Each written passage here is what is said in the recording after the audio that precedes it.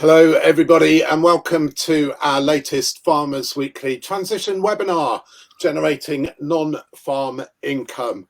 I hope you're all ready with us and looking forward to an hour of informative but relaxing chat and debate about non-farm ventures, providing an additional income to your farm business, which, as we know, is becoming more important than ever as farm support changes, not only in England, but across the UK, and new schemes are being introduced, not only at a public level, but at a private level as well. We often talk about public money for public goods, but increasingly we're also seeing private money for public goods as well. So in this webinar, our experts will be exploring different ways to generate income outside of farming, considering the risks and rewards of different options. What I'm going to do is I'm going to just briefly introduce our panel, and then I'm going to ask them if they'll each say a little bit about themselves. But first, I'll introduce all four of our panelists this evening. Catherine Donkin is Land Manager for Stratton Parker.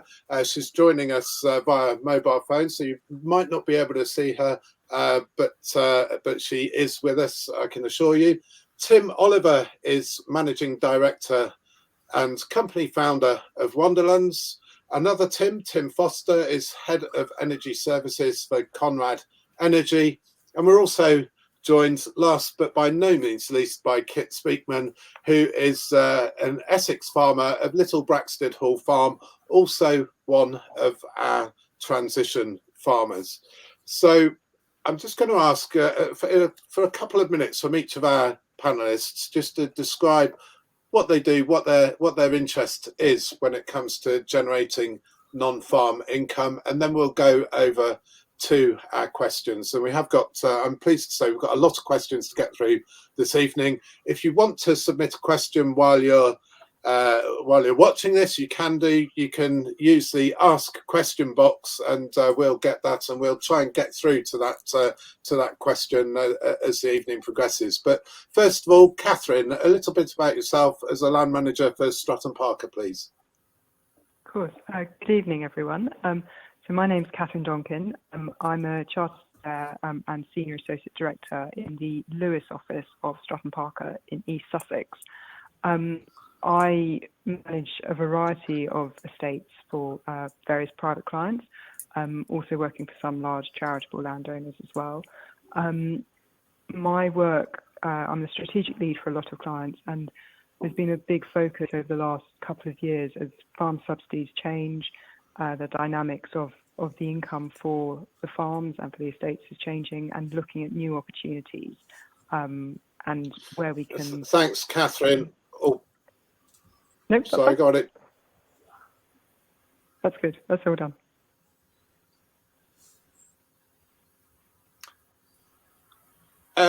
Tim Oliver, please. A little bit about yourself and Wonderlands. Yeah, thank you. Good evening, all. Yeah, I'm the Manager Director and Founder of Wonderlands Environmental Consultancy, working with businesses to address their carbon footprint and bringing down to net zero in line with the legal pledges, particularly when it comes to farming. How we support them is in relation to working with farmers who are looking to use their marginal land for natural capital, of which natural capital is one of the best solutions for addressing residual carbon emissions for businesses. Thank you, Tim. Tim Foster, Conrad Energy. Yeah, so my parents would always argue that I actually increased the value of the farm by leaving it when I was 18 years old to pursue a different career. So I ended up working in the energy industry. I have had various roles in various organisations, either buying energy, selling energy, or developing energy projects. I suppose my particular interest around here is how can we help generate income for farmers and landowners, either from them building their own schemes and us buying the electricity that's exported, or as Conrad Energy going in and developing schemes on their land. I'm also interested, obviously, in supplying energy, electricity, etc. Thank you, Tim. And Kit Speakman. Yeah, hi, good evening. I'm Kit Speakman. I have a family farm which is owned by my wife and myself in Essex. We're just under 700 acres, quite well diversified now. In fact, our primary income is now from diversification rather than from farming. But I've been farming now for long enough that for over 30 years, and I actually still want to be able to farm so that I can enjoy farming as well. A passion of mine is farming, and also the environment, as you well know, Johan. Thank you, Kit. Thank you. I think you speak for for many farmers when you say that there are diversified enterprises on your farm, but your passion is first and foremost for farming itself. Catherine Donkin, let's start with the general question. What sort of farmers should be looking at generating non-farming income and embarking on a non-farming venture on their farm? It very much is dependent on the type of farming you're doing. I think if you are at a scale where you're not farming at a large scale, your business is being significantly affected by the loss of BPS, and then I think you really need to identify areas where you could diversify and just get your income back to a level which it should be at. So it's really looking at your business as a whole and identifying where there's opportunities for building back your income or increasing it, and taking it beyond what it used to be with the BPS. Thank you. Tim, Tim Foster, is that something that you'd agree with? I think so. I think, the energy opportunity to bring non-farming income into the farm is clear and present. I think there's always, you asked the question about what farms should look at this, and I think there's always the concern around, can you get planning consent? So some areas, whether you farm in an area of outstanding natural beauty, probably not.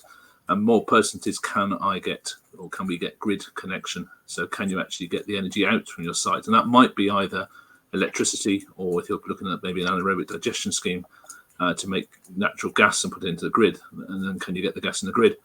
I think on a smaller scale, there of course are lots of opportunities for farmers to generate energy and use it themselves, and that perhaps is the biggest opportunity, because you save importing power in, and you save being exposed to the sort of vagaries of high energy commodity prices, which you've seen over the last sort of 1 to 2 years. Thank you. And Tim Oliver, the sort of the area that Wonderlands is operating is going to be unfamiliar for a lot of our viewers this evening. What sort of people should consider the sort of services that you offer? Well, I think your question there is, I would say to any landowner, they should be looking at their land holdings and identifying where the marginal land is. Wonderland's fully supportive that where land is used for food production, that's its primary purpose, and that's what it should be used for. But I don't know any farmer or landowner, commercial or traditional, which doesn't have marginal land. And it's the marginal land which should be focused on to see what they can achieve on natural capital. And there are significant opportunities now. The recent restructuring of the grants which came through last week from DEFRA are very positive. And I think it's a case of looking at that, looking at your marginal land, looking at your business and saying, right, well, that's what I use for food production. Over there may be opportunity for renewable energy, and there's definitely opportunity for natural capital. So I don't make things too complex, and I think that's important. Thank you very much. And Kit, as you've alluded to, there's a number of different diversifications on your farm in Essex. When you're starting those diversifications, or when you started them, what were you looking to do? How did you go about choosing what you wanted to do? Well, let's just go back a bit, can we, Johan? I did do a bit of research before this evening.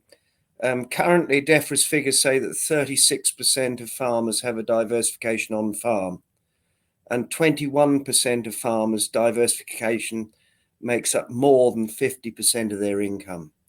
And I think that's quite a staggering figure, really, that, with farming declining as it is, and with the power of the supermarkets and the food being as it is, that it's quite a staggering number that 21% of people now, farmers now have to have 21%, have to have 50% of their income coming from non-diversified sources.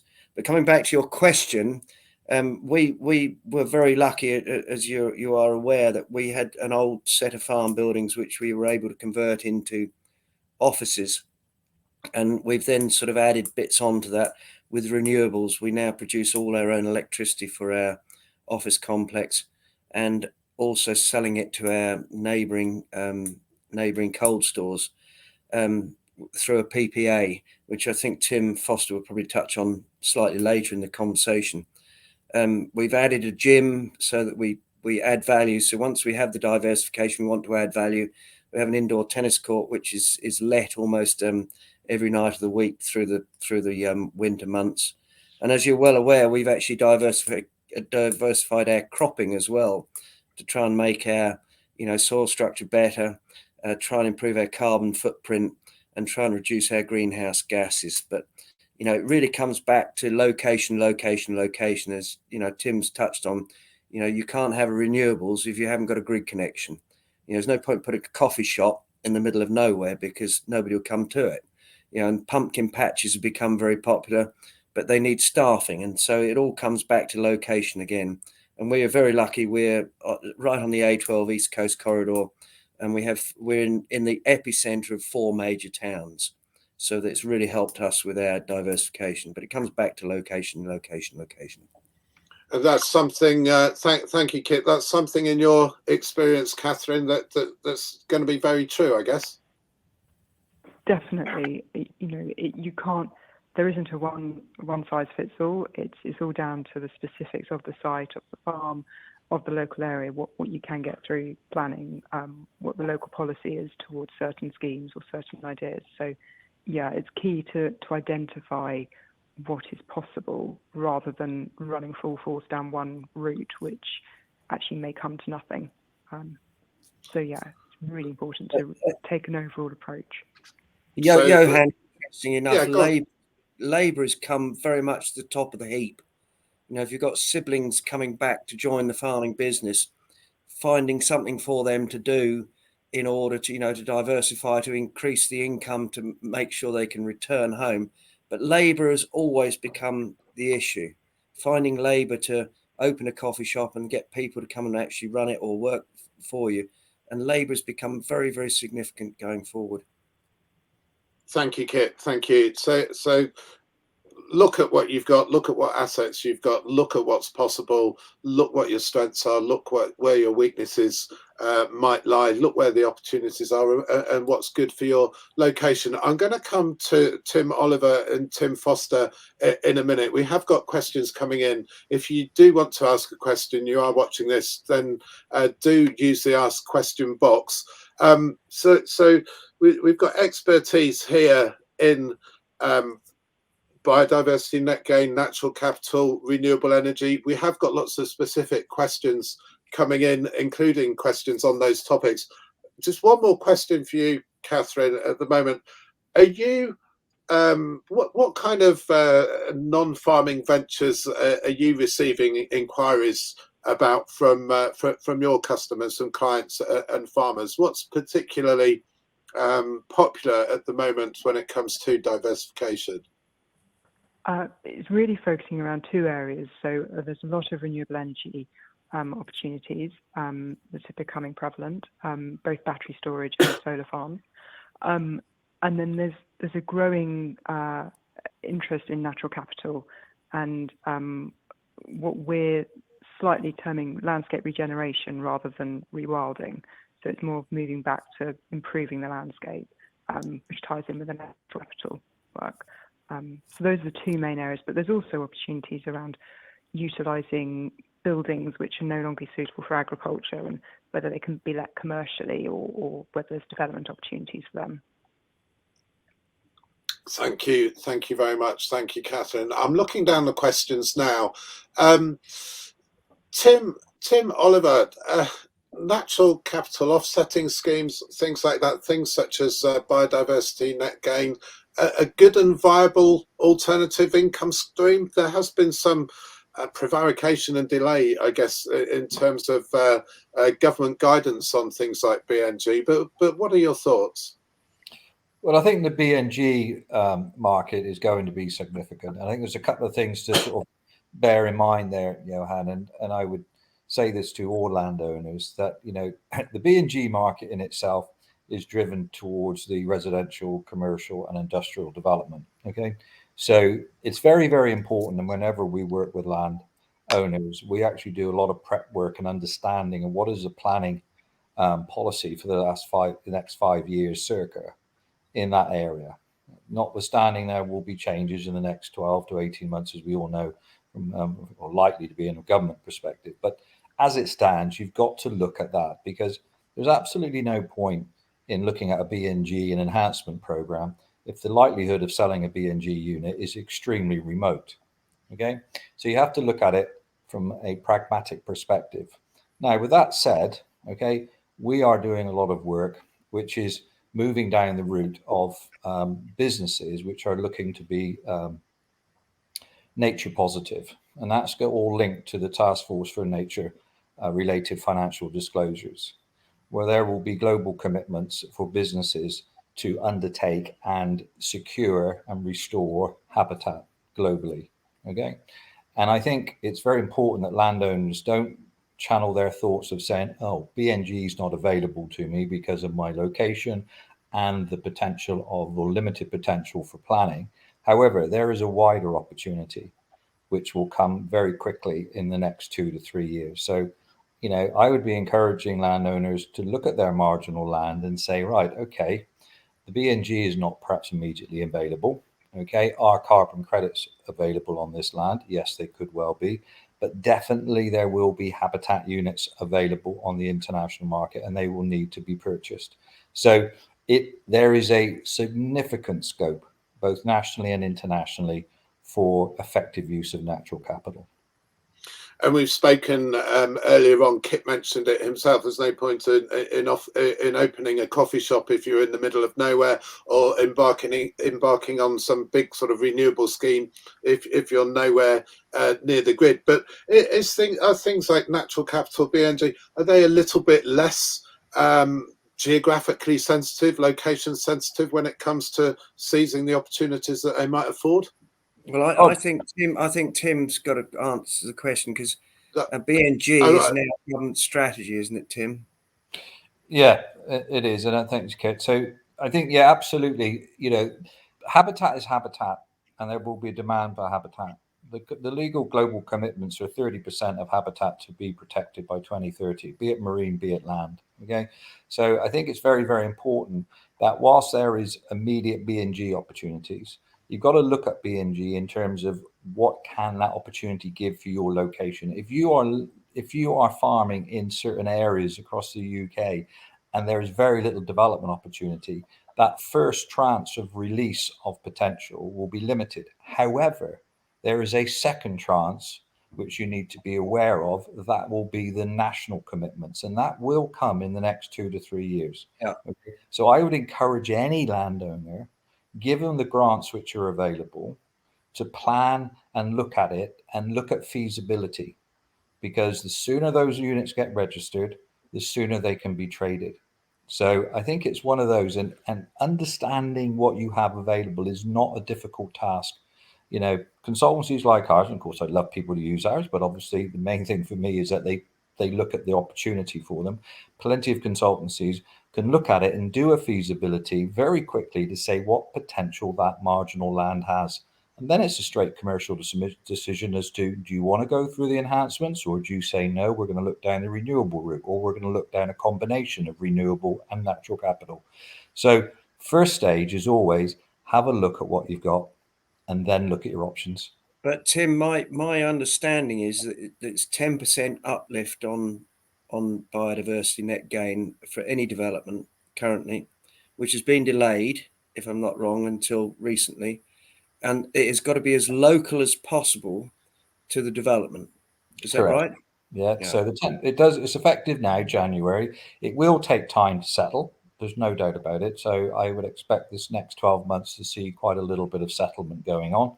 And whilst LPAs get their house in order because they are behind the gain line.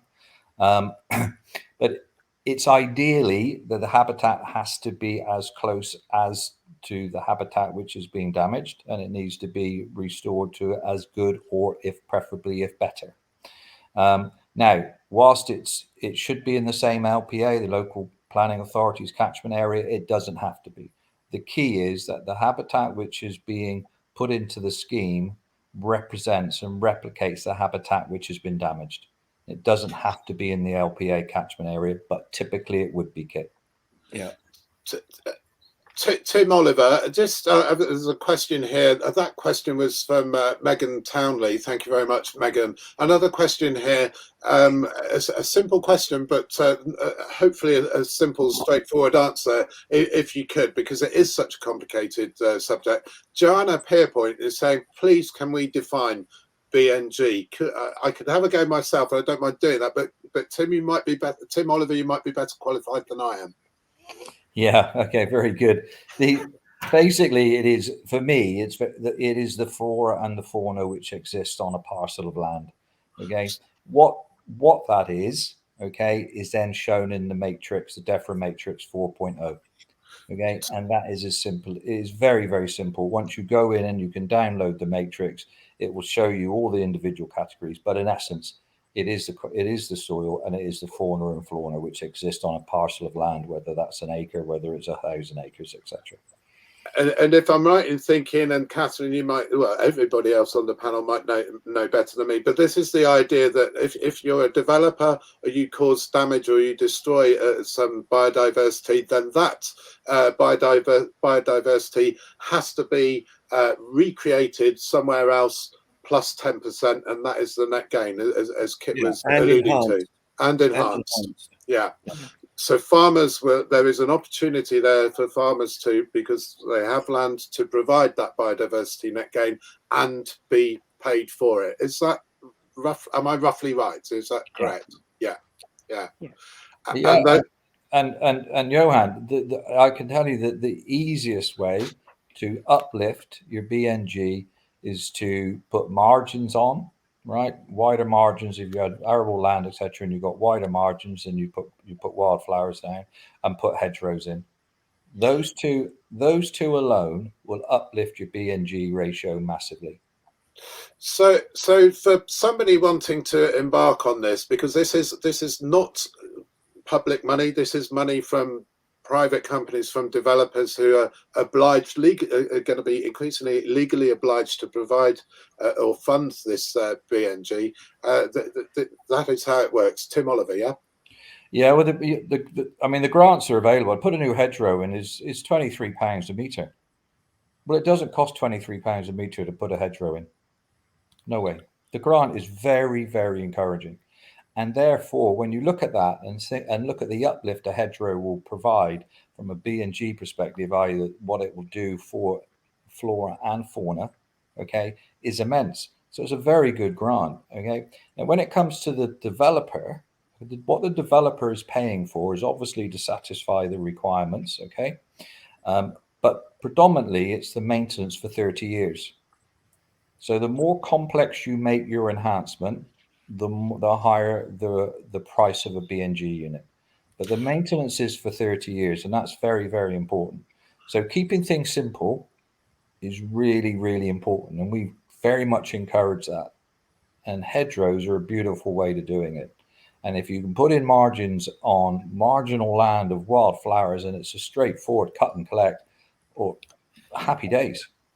Johan, I think we've got to be careful we don't sort of take over the whole thing with BNG, but the caveat I would like to put in, and I was at a landscape recovery meeting on last week, and one of the problems we still have, which I think Tim would probably appreciate as well, is that there's no guidance from the government on A, how it's going to be funded, and B, what the tax implications are, and the legal implications putting your land in for 30 years. And I think that's still got to be clarified by the government before we finish on BNG.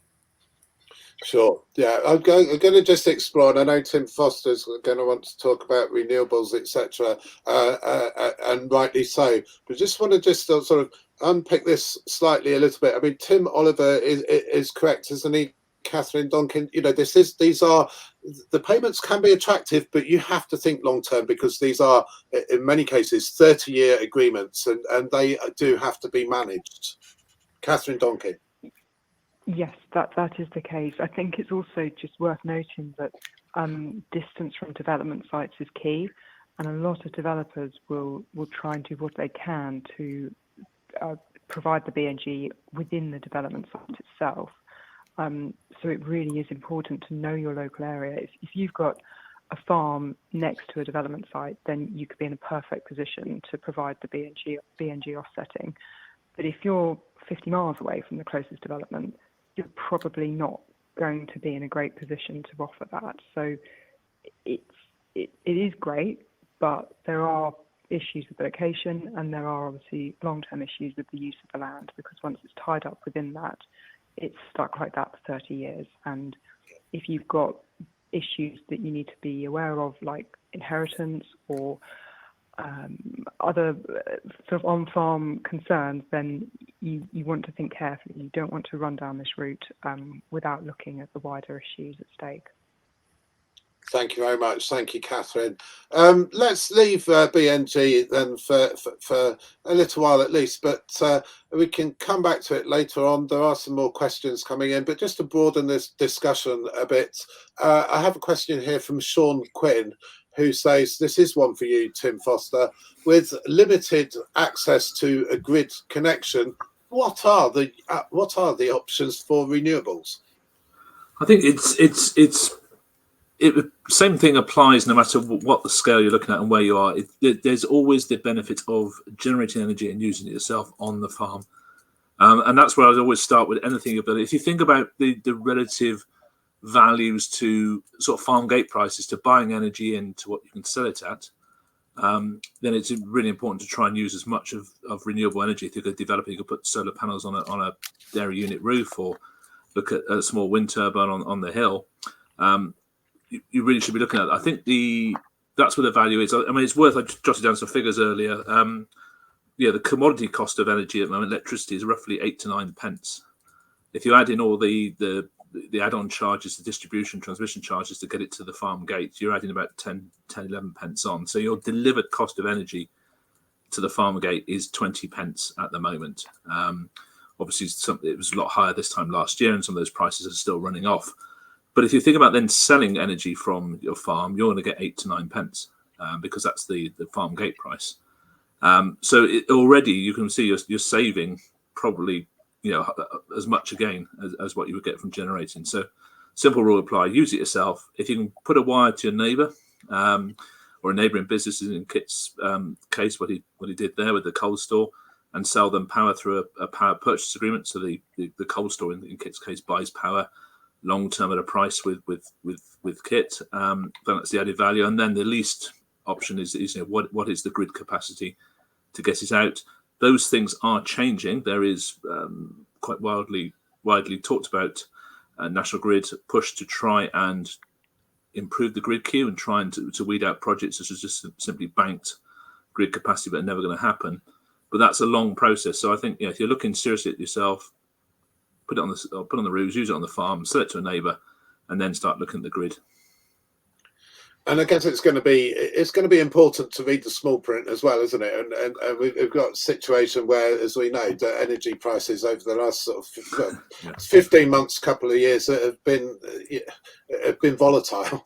Yeah, and I think that's probably a cautionary note to anybody looking at renewing either an energy supply contract or a power purchase agreement at the moment, is check the small print. We've had so much volatility in the energy market.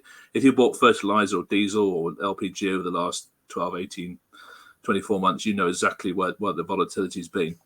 And I think that's really important for anybody who's looking at a contract for either buying energy or selling it. Just look at the small print, check the prices, see what's included. The commodity costs are quite low at the moment, so prices should be coming down. If you're buying energy, obviously it's not quite so good if you're selling energy. But yeah, please do just check what's in the contract, see what you're committing to. Thank you. Thanks, Tim Foster. Kit Speakman, how does it work for you? Well, it's interesting because there's no longer feed-in tariff available. I think I'm right in saying, Tim. For new build, yeah, precisely.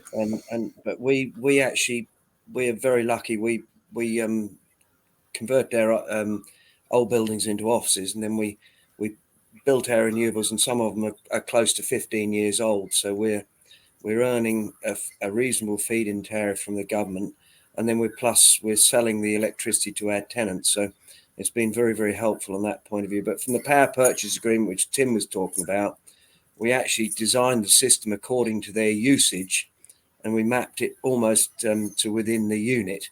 I think we got close to 4% one year.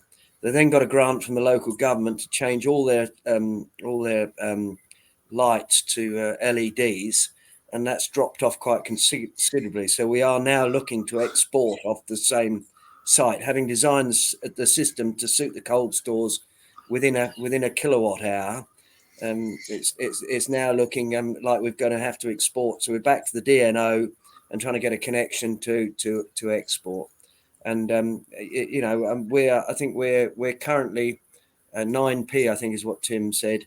We're a little bit, quite significantly more than that on a PPA, power purchase agreement, than that. But it's still a significant saving on them buying electricity from the grid. Thank you. Thanks, Kit. I'm looking down these questions again. There are different styles of renewable energy project. Can anybody on the panel answer the question here from Tom Ovenden?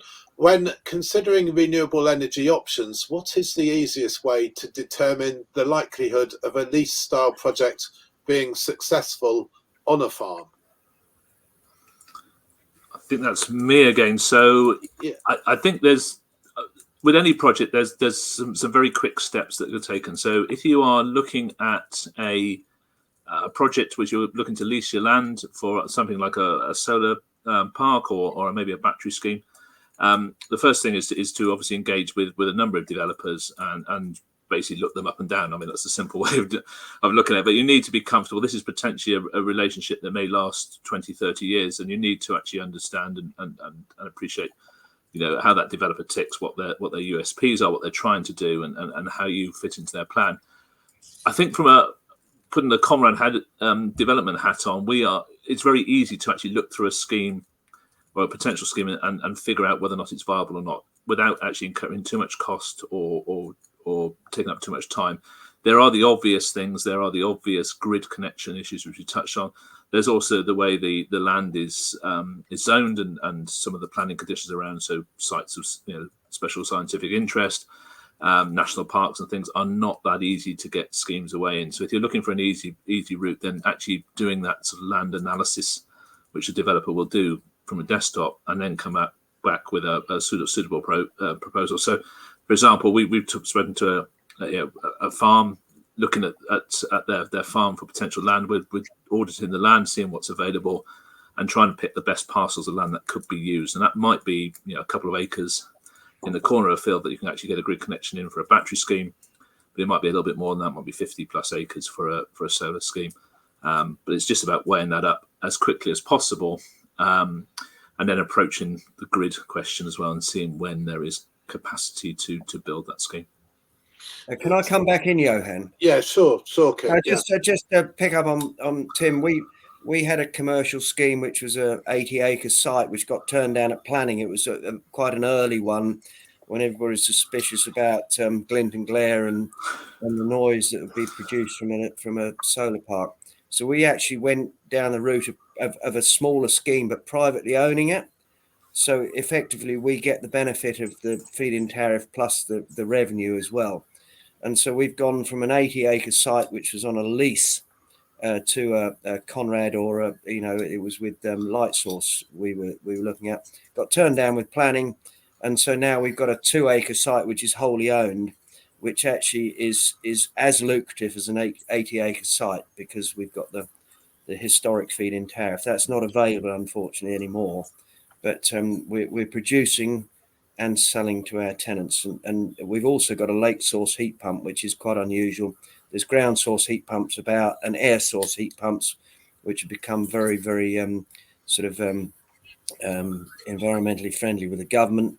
But we've got a lake source. We've got a 6-acre lake, and we've got 3 miles of pipes that produce all the heat for our office development. Thanks, Kit. I'm going to come on to planning in a minute and broaden it out a little bit. But before we do that, a question from Rory Hopkinson, probably similar but slightly different to the grid question. Who says, Rory says, a lot of these renewable schemes tend to work for farms in a location near a town or villages. What about those out in the sticks? Tim Foster? Again, I think it's horses for courses, that there is no blanket sort of what schemes work or not. I think if you think about this logically, the sites that are a bit more located away from neighbours are easier to consent generally, because you have less people responding to the consultation process in a negative way. You run into problems with grid no matter where you are. You can be as close to the grid capacity is an issue no matter if you're in the middle of the city or in the middle of the countryside. There is just very little grid capacity around, and I think with that, from the person who asked the question, I think you just never know. You may find there's a viable grid connection not a million miles from the farm. We've run private wire connections a couple of kilometres to try and to get around that, just to connect into the grid. So I don't think being out in the sticks is necessarily a barrier. I think it just it opens up different opportunities, but also different challenges. Thank you very much, Catherine. Are you able to comment on that idea? That what are the opportunities for people out in the sticks when it comes to renewable energy? I'm in a position where I work and practice in the southeast, so we are probably less out in the sticks than most. There's a lot of development, but there's definitely opportunities there. And even if there's not opportunities for selling electricity back to the grid, I'm sure there's ways to use that, for solar energy for heating your own home or providing energy for something else. So I think there's definitely opportunities there, but I'm afraid I personally don't have any direct experience with that, just because of, I think, being based in Southeast, where we've got a lot of development going on. Johan, can I just come back on that point? Because I think Catherine made a very good point. I think it's about understanding your energy use. So it's quite energy monitors are quite cheap now. A lot of them come with your domestic supply anyway. There's a little monitor that sits there and tells you how much energy you're using. Getting an appreciation of how the farm uses energy around is really quite fundamental to this, and quite easy to do. So the first thing I'd actually say is audit what you use and then look at other things. Years ago, my parents, we had a log burning stove at home. We had a lot of Dutch elm around, which the logical thing was to heat the house, heat the farm with log burning stoves, effectively, or a log burning boiler. And that was the way that was adapted at the time. And now that's moved to heat pumps to go alongside kits. I know one of my parents' neighbours, is using a heat pump where the coils are in the river. So they're taking using the river as the source of the low grade heat. So there's lots of opportunities if you start looking at it. But I think the important thing is to understand what you're using, understand how the farm uses energy. An automatic milking system is very different in energy use terms from a sort of twice daily milking regime. So little things like that, just understand what it does, and that helps you then decide where you want to go, and if it's sensible to build a small scheme or look for something a little bit bigger. Thank you very much. Thank you, Tim. We've mentioned planning briefly earlier on. How can we get this isn't a question that we've been asked specifically, but people have asked variations on this question. How can we get planners on side? What's the best way to try and get the planning authorities on side when you're trying to embark on one of these non-farming ventures on your farm? Catherine Donkin, I'm going to ask you, and then Tim Oliver, I'll come to you.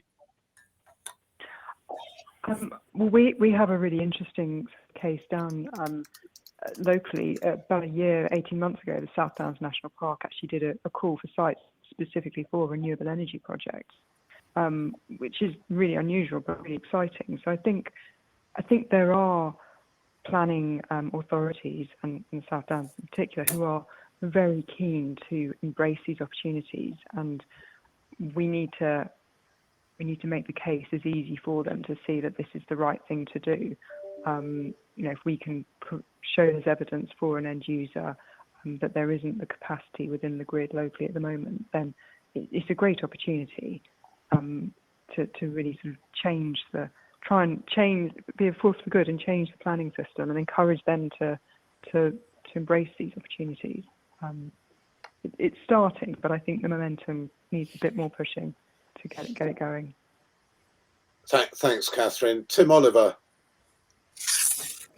Yeah, so I think on the planning side, when it comes to natural capital, it's not as obviously challenging as it is in the renewable space, for obvious reasons. You know, for the vast majority of natural capital plans, you don't really need planning permission, but you have to get stakeholders on board. So, I mean, you have to get Natural England on board. There's no two ways about it. And if you're putting woodland in, that's, whilst you don't need planning permission, you do need to get, you know, the Forestry Commission's approval, etc. And you will have to go to Natural England to get their approval and blah, blah, blah. But that's all about stakeholder engagement.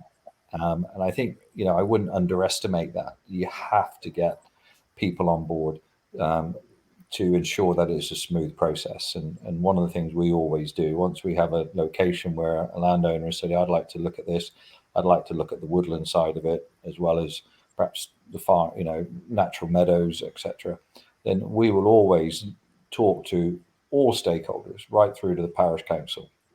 And, you know, when it comes to natural capital, there is very little, we have found very little resistance.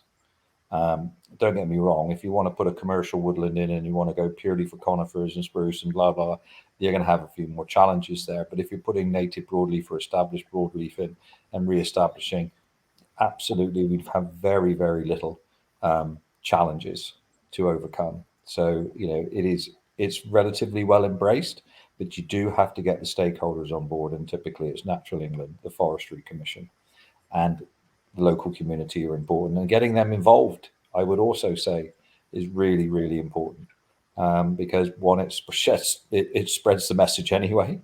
And that they are very, very influential. So, yeah, we don't come across too many concerns for an established or native broadleaf woodland development, not a problem. For enhancements to hedgerows, wildflowers, putting ponds in, again, not a challenge we found. Thanks, Tim Oliver. Tim Foster, slightly different in your case, I guess, is it? So you have a little bit more persuading to do in some situations? I think yeah, interesting question there. I think there is always, and I agree with Tim on this one as well, the engagement is really the key. As a responsible developer, you should be engaging with the widest community possible. And you know, the whole point of the consultation process is there's no surprises. And then as a developer, that's where Common Energy goes out. It goes out to try and speak to as many different people involved in the process as possible. The parish councils, local homeowners, local stakeholders that all have an input and take their views.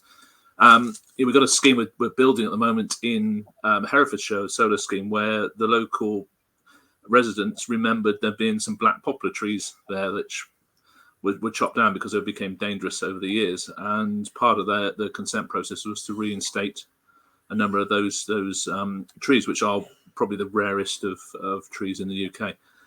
So yeah, I think it's just go out there, engage early.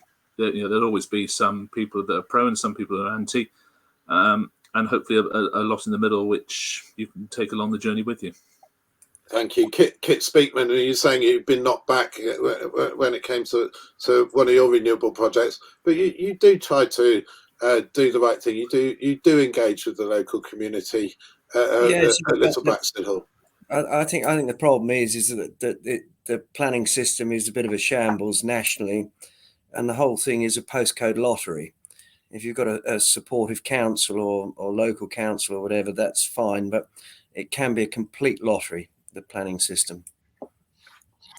And I think there's no sort of better, or as it were, illustration of that than Series 2 of Clarkson's Farm, for people who didn't see it, where within the local authority, you have the planning department, different departments at odds with each other, with some saying, yes, it's a good thing, and other departments saying, no, it's not. Well, I think Series 3, you'll actually find out what does happen. It's even more frightening. There we go. A teaser for everybody there. And let's go to another question.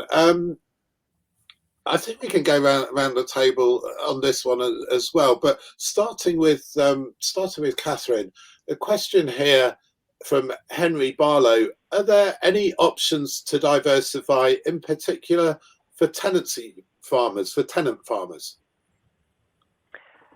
Definitely. I think you need to, obviously you need to have engagement with the landlord. So make sure you have that, because anything you do need them to be on board with. But there's definitely opportunities. I mean, things like entering into a lease for a solar farm, that's probably unlikely. But if there's a way of you wanting to diversify some of your farm buildings and they're not working for agricultural purposes, they might be 100 years old, but actually they make a great car garage, car sort of workshop garage that you could let out, that could be quite exciting. So your landlord would be able to help you and hopefully approve for you to do that. So there are definitely opportunities for thinking outside the box and diversifying your income as a farm tenant. Obviously, depending on the type of farm tenancy, you may have a little bit more security. For example, you're an AHA farmer and you've got longevity on the farm holding. FBTs, especially if it's a short-term one, like a 3-year agreement, you might be slightly more limited in what is available to you. But I work very strongly on the basis that good landlord and tenant relationships should mean there's opportunities for both parties, and it can be really exciting. So yeah, definitely opportunities there for tenants, but make sure you have those conversations with your landlord before you crack on with anything too much. Thank you, Tim Oliver. Yeah, I mean, I agree with Catherine. I think obviously engagement with the landlord is critical. And I think, from a natural capital perspective, the approach is always identify that marginal land, which is very hard to make productive from an traditional agricultural perspective. I mean, at the end of the day, a landlord's looking for the income. And if you're grazing half a dozen sheep or 150 sheep on some topography land, which is really fit for only grazing, and you've got an opportunity to be able to say that, you can optimize this land and provide surety of income for the landlord in due course, as well as income for the tenant, that's got to be the route forward. So again, engagement with the landlord, identify the pockets of land which exist on the holding, which can be optimized. And then I think it's a straightforward conversation and put in a business case. Can I jump back in very quickly? Sure. And just say also, I think it's key, if you're a farm tenant, obviously your tenancy is to farm the land, so you can't move too far away from agriculture. So that's just something to always bear in mind when you're looking at these opportunities. Sorry, just wanted to caveat what I said. Well, I think it's important. It's important to caveat things, isn't it? Especially when they're relevant like that and they have such a bearing on the decision making process. Tim Foster, what are your thoughts? Diversification or renewable energy for tenant farmers? I think I would just probably echo the comments already said. It depends what the tenancy agreement says as to what's one that's worth exploring that. But also, I suppose there's a second order. It depends who the landlord is as well. If you think there are lots of sort of company landowners, water companies own large amounts of farmland, for example, and those companies are also under obligations to have a net zero pathway. So there probably is, it depends on who the landlord is. There may very well be a very like-minded person sat as the landlord looking for ways that they can actually, engage in reducing their carbon footprint. They have requirements. So I would say, probably echoing Catherine's point, is to have that discussion with the landlord, see what is possible, what is permissible under the agreements, and go from there. Thank you. Kit, do you have a view on this? Well, yeah, I mean, just to back up what the other two have said, really, if it's a building conversion, then normally the landlord would want 50%. I think if it was a renewable development, the landlord would probably want 100%. But it depends on your relationship with your landlord and how they view the security of the tenancy going forward. Thank you. That's great. I've just had a text message actually while we're in this webinar. BNG launch date confirmed. Let's not get back into the BNG thing straight away. But this is from DEFRA. Pleased to confirm that biodiversity net gain will go live on the 12th of February 2024. So it's a little bit of news there. Is that all the tax and legal implications as well, though, Johan? Don't ask me questions like that, Kit. I don't know. A view. Maybe Tim's got a view. That's from the DEFRA land use policy team as of today, and that is as much as I know without going into lots and lots of small print there. Does anybody have a view on that? Oh, there is a question here more broadly when it comes to things like tax. A question from two people, from Andrew Ovey and also Rupert Harvey. Very, very similar questions. How does diversification impact APR, agricultural property relief? And could the panel please discuss issues surrounding APR when discussing diversification? Anybody want to pick that up? I'll throw it to you, Catherine, first. Yeah.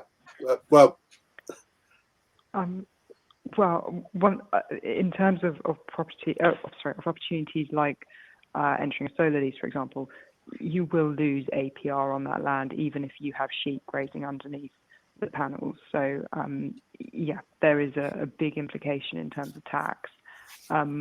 Likewise, if you're looking down sort of the natural capital route, if there's still agricultural practices on the land, you may be able to get APR. I'm not a tax advisor. It would be sensible to speak to a proper solicitor about it, but you need to be quite careful. The short-term sort of gain in terms of income that you could generate may be sort of reflected in the loss of things like APR and the uplift in value of the land.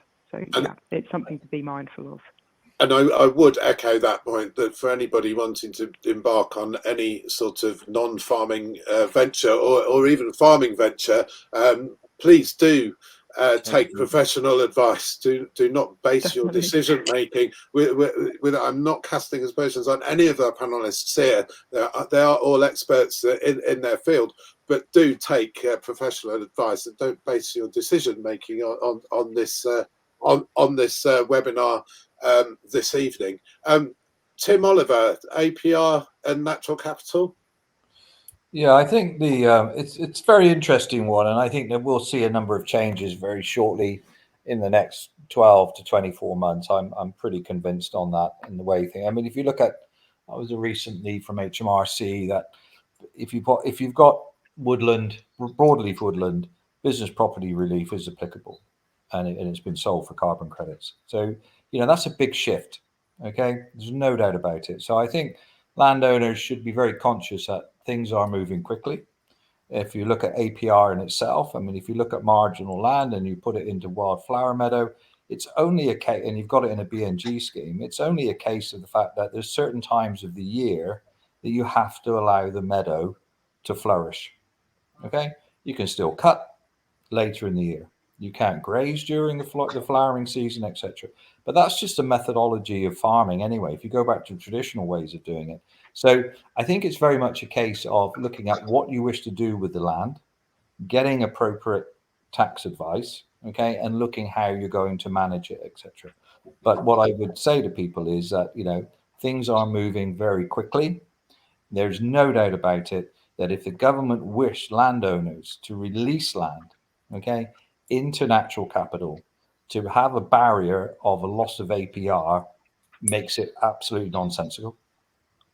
And let's be perfectly frank on it. That just is simply not. You're not going to encourage the movement which is needed to achieve what needs to be achieved. So you will see things, and I think the recent HMRC position on property relief on woodland for carbon credits is a big indicator of what will come. Thank you. Thanks, Tim. Oliver. I'd like to back that up. I think that it needs to shift very, very quickly. Back up Tim's point. And, the bottom line is that the government can't do it without the farmers. We are the biggest landowners of the whole country, and they need us on side.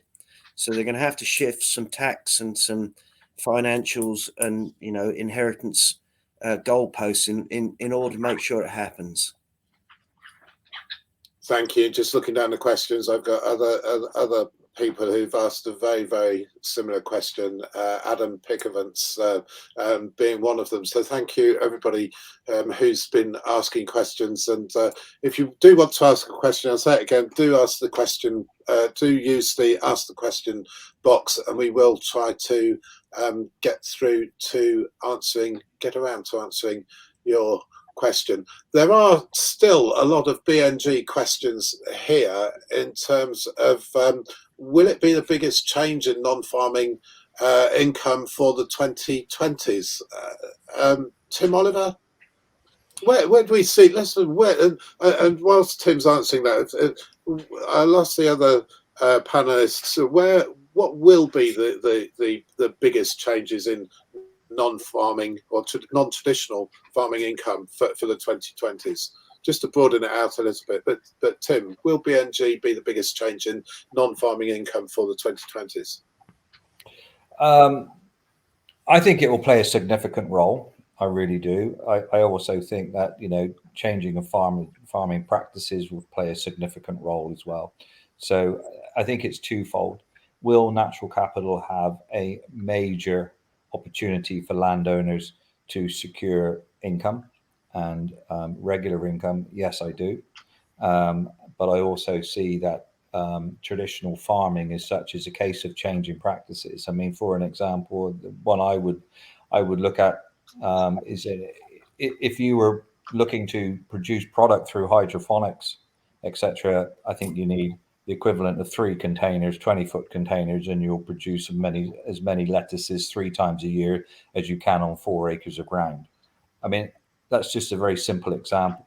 But the reality is that, changes in farming practices will come and land will be used more in an optimal way than it traditionally has been. And that's important. And that will allow a new market, which is natural capital. No doubt, if we do not protect the environment and rapidly protect it, farming in itself will be in a very difficult position. So it needs to be a complementary of both. So do I see it as being a significant opportunity for changes of income? Yes, I do. But it has to coincide with new practices of food production. Thank you very much. Catherine, we started off by asking you where you saw the sort of the growth areas or what you were seeing at the moment. You mentioned both sort of natural capital, stroke BNG and renewables, but going forward, this BNG is going to be significant, as Tim says, isn't it? I think it will be. I think we need to, taking a step back slightly, traditional agricultural income is always going to be there. We're always going to need food. We can't be 100% self-sufficient, so there always will be imports. But farming income will always be a significant part. Traditional agricultural income will always be a significant part of any farm's income. I think BNG is an opportunity, but I don't know whether I can hand on heart say that will be the most significant contributor to diversified farm income.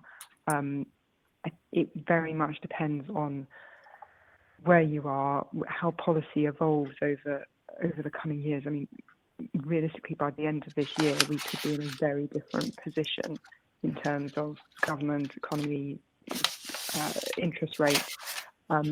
Even just seeing the rollout of BNG, the fact it's going live from the 12th of February. So I think, being slightly sitting on the fence, it's difficult to say yes one way or the other. But I think traditional farming income is always going to be there, and we don't want to ignore that, really. Can I come in, Johan? Yeah, please do. Yeah, no, I did do a few facts and figures, but farming income is currently 0.5% of GDP in the UK.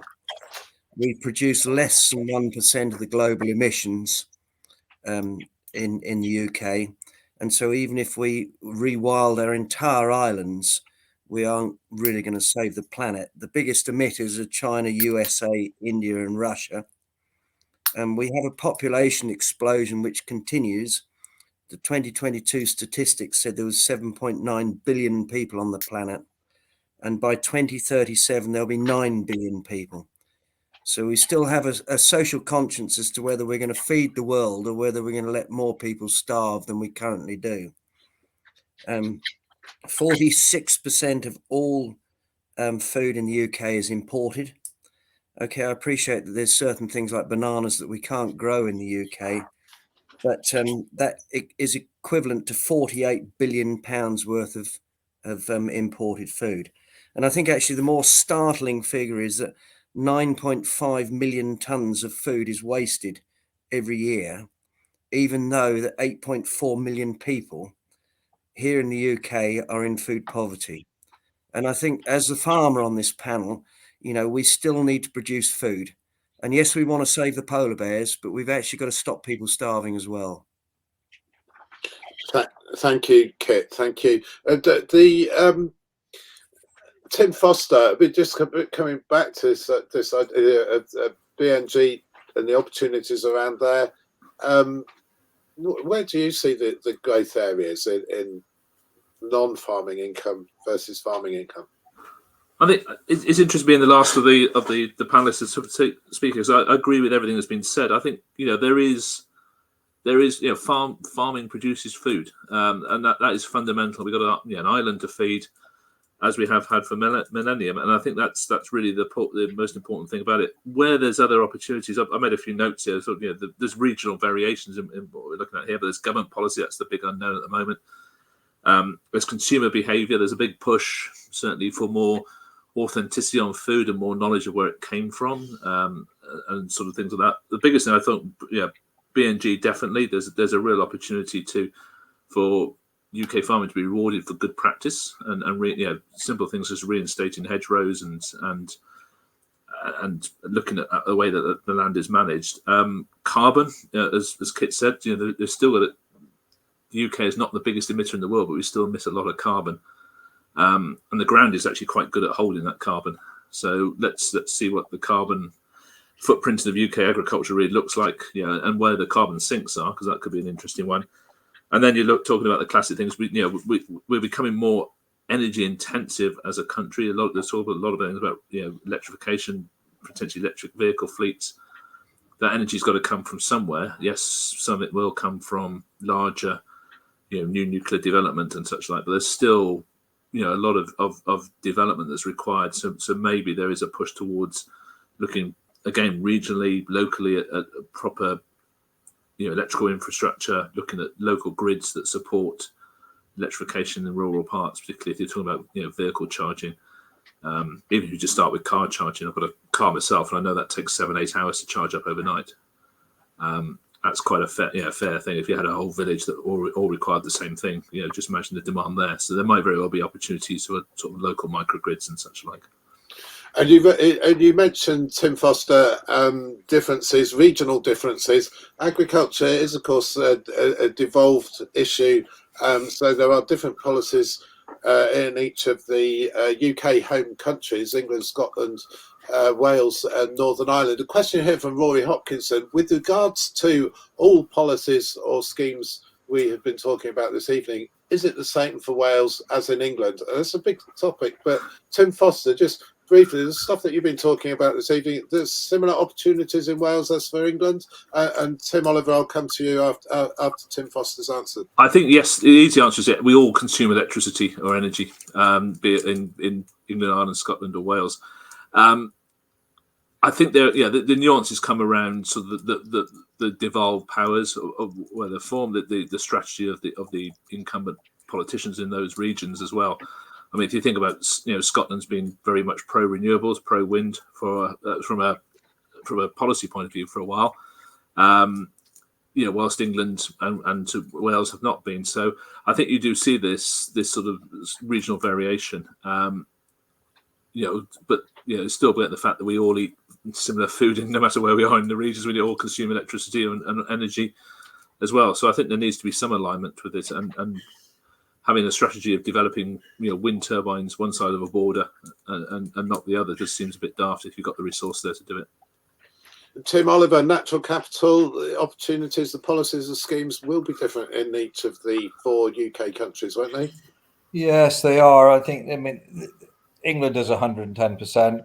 Scotland is by negotiation, same as Wales, so in Northern Ireland. So I think I look at it and I go, everybody recognises the issue, everybody recognises the requirement, but the devolved governments make their own call. And England is the one which is set 110% as the minimum requirement for BNG, etc.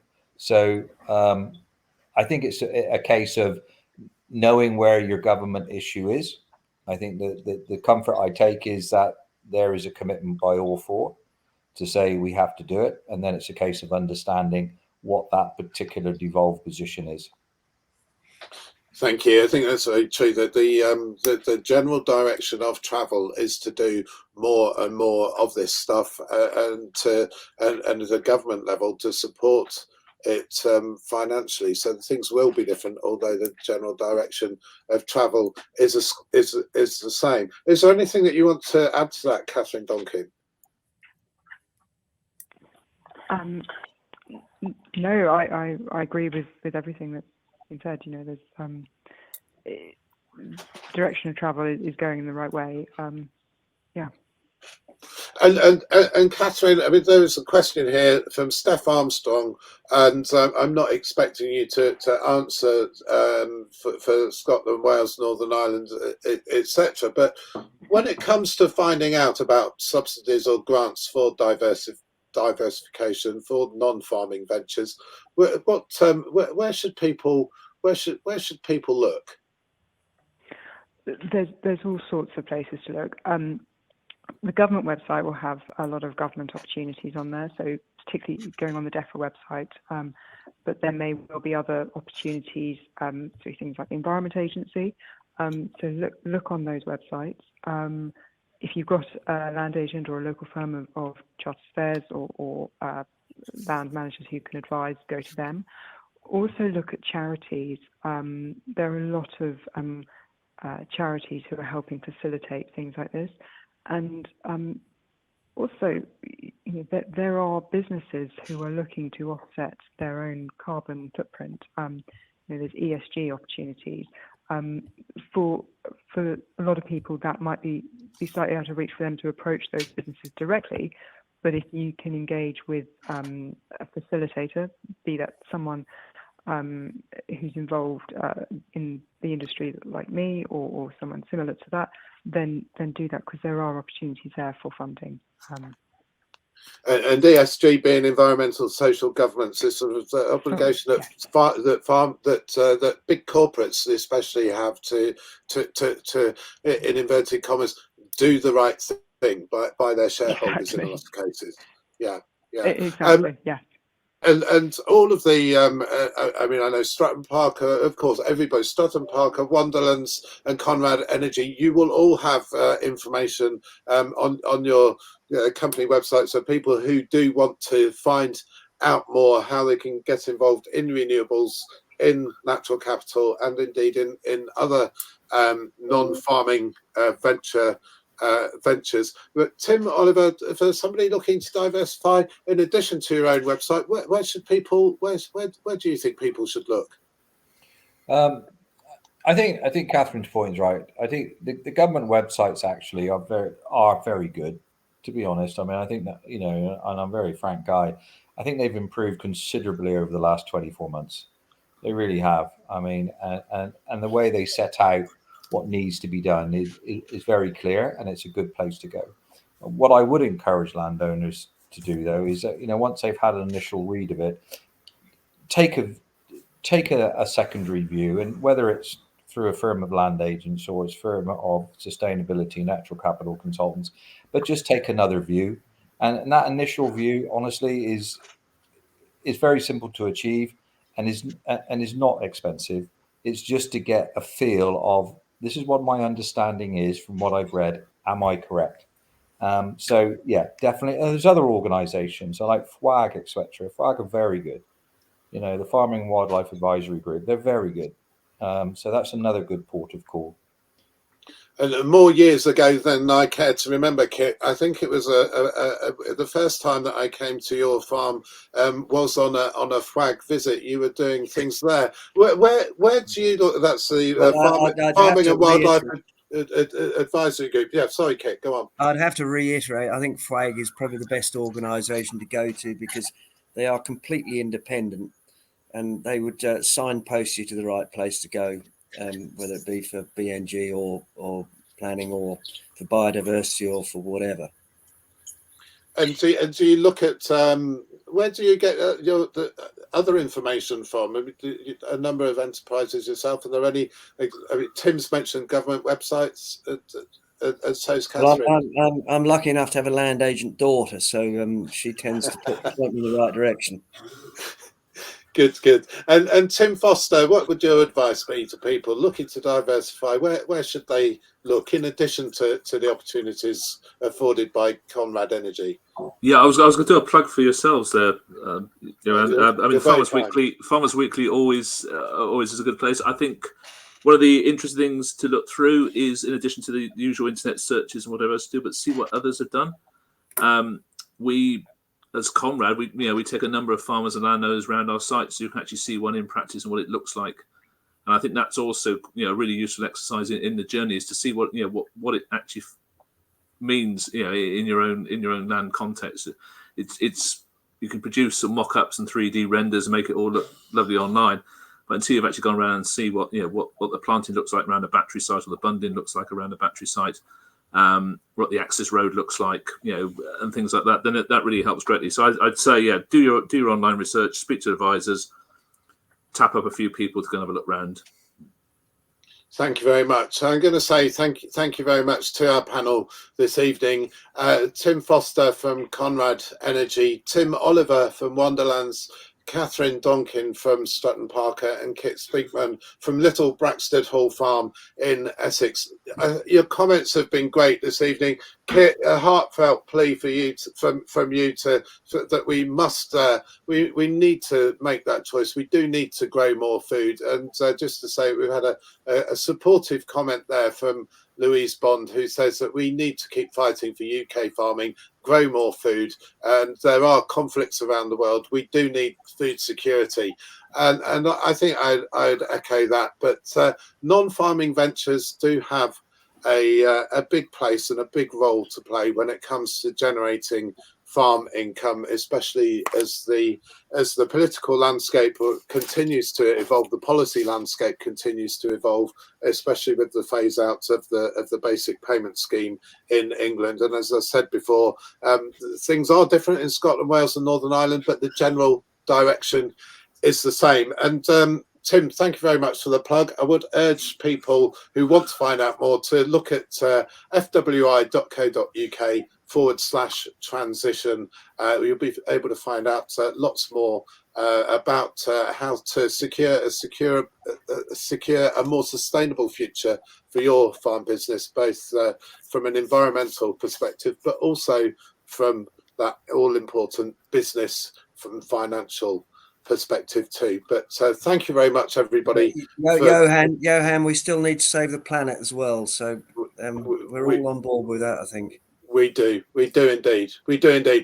Everybody, thank you very much to everybody who submitted a question. Thank you. This will be released on the Farmers Weekly YouTube channel, so you will be able to watch it at your viewing leisure. But for now, from me, Johan Tasker, Farmers Weekly Transition Editor, thank you very much. Good evening. Thank you. Good evening. Thank you.